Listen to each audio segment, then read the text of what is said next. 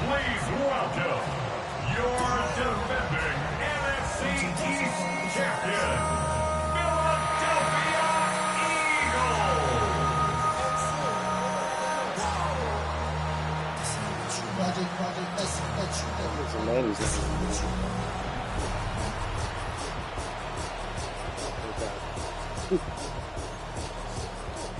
We're playing under the lights and some heavy rain here tonight.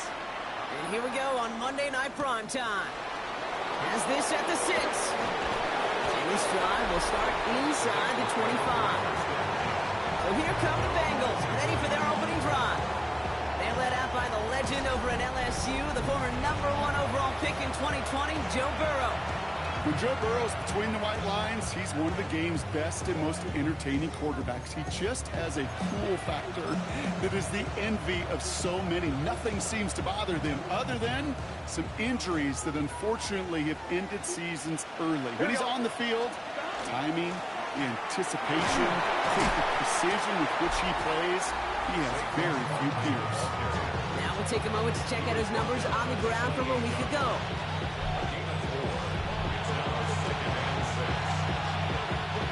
4 yards on that first down run. Here's 2nd and 6. 11 mighty. They go to Barkley again. And he's hit just before he can pick up that first. So 3rd and short coming up from the 33. 3rd and a lone yard coming up. A gain of 6 yards. Burrow's going to speak it. And he's going to be touchdown as he gets him enough to pick up the first down. Now we see he's in some pain after making that tackle. Team personnel out now to take a look at him.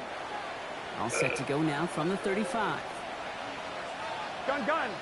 Shot.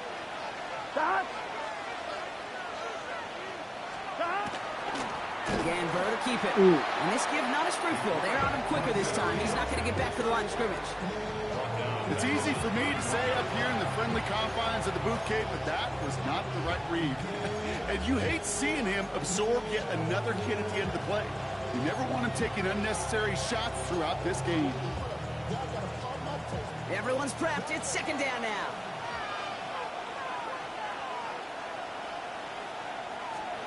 Burrow out of the shotgun. He had it for a moment, but a great defensive play to jar it loose. Incomplete. So that play doesn't work out, but things make it even worse for them. Looks like one of their big guys out front is in need of a look from the training staff. 11. No connection on the last play, and now it's 3rd down. Here we go. On the draw, it's Barkley. Looks like they get about 4 out of it, but not close to the first. That brings up 4th down. Really good patience right there. It's hard to do for runners in this league because these holes close up so fast. But he was patient. He was explosive. He got a nice little gain on the ground. And he drives this one into the pouring rain. That's taken on the 7.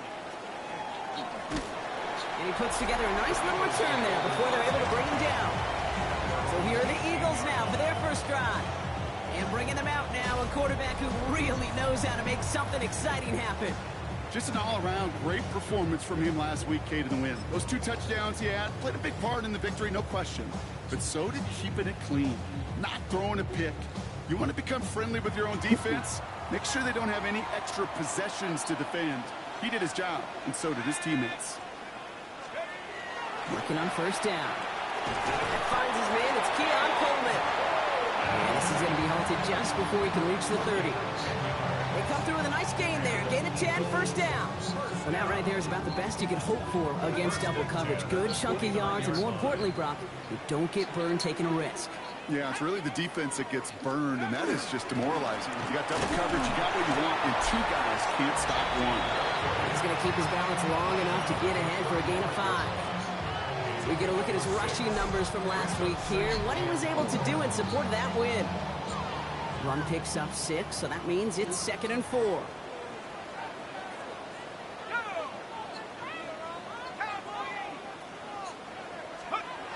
I'll throw it. Has some daylight through the 40. And he's tackled with the first down yardage. They like to say it's about the Jimmies and the Joes. I think that's about the X's and the O's. That's a well-drawn-up completion that nets them a first down. 1st and 10 at the 41-yard line. Throwing now on 1st down. That's complete to the back, Ashton Genty. And the tackle's made just beyond midfield at the 48. They gain 11 on that play. And that's good for an Eagles first down. 1st and 10 at the 48-yard line. First carry of the game for the rookie out of Washington. And they're able to grind him to a halt after a pickup of 4. He'll expect more from himself on those type of plays, but there is nobody that's going to complain about that one. If you can do math, 4 plus 4 plus 4 equals a first down. It's his running back. And he's marked down, looks like at the 32-yard line. 12 yards on that play, and a good call nets him the first. You know, it sure seems like he knew exactly where he was going with that before the snap. That's a pre-snap decision that led to a post-snap first down. Pass play on 1st and 10. Pass is cut. And they take him out of bounds, which means his offense setting up for 1st and goal. That's a statement throw right there. A statement throw that lets the opposing defense know it's not just going to be check down Charlie today. They're going to be willing to push the ball down the field, and this defense better respond. Well, so much for finishing things on the ground, huh? He is stopped at the line. They're going to have to regroup now on 2nd and goal. Another snap from the 8 here. It's 2nd and goal. Leads to 2nd and goal at the 8-yard line. Back now, pressure coming. And he will score. Touchdown, Philadelphia. The Eagles have a great first drive and get the game's first points. Keon Coleman, the touchdown. Cam Little to try the extra point. Got a good play in the rain there. The extra point flies through. And the Eagles will jump out to a 7-0 lead. All set for the kickoff. Little with the honors. Return coming from the 6. You're going to bring him down as he gets it to the 33. The Bengals and Marvin Harrison Jr. set for this next possession. And so far, with a chunk of the season gone, you can see he's been the league's most productive receiver in terms of yardage. It's intercepted. Maxwell Hairston picks it off. Well, I know I don't need to tell you, partner, but if you're going to try to get aggressive, really push a throw downfield like that, you have to be smart about how you do it. Yeah, that is spot on, Kate. If you've got to find that spot when you know the coverage won't be able to hold up, especially as you go 20, 30, 40 yards down the field. Hey, listen, these defenders in the league today, you throw a ball deep down the field like that, it turns into a 50-50 ball. More times than not, they can make a play and take it away, just as they did. He hits that enemy 25-yard line before he is sent out. Well, I know it says running back on the roster, Brock, but this guy's having a pretty great start catching the football instead. It's what the best of them do.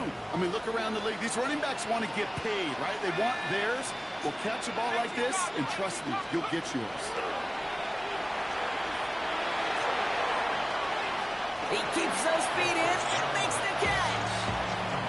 Well, that one came with a high degree of difficulty. He had to balance, focusing on the catch, keeping those feet in bounds. Let's go now. Cowboy 80. Setting up to throw. Has him on the quick hitter.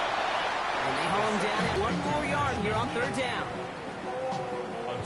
Offense headed to the line. Just need to punch it 40 yards to reset the downs.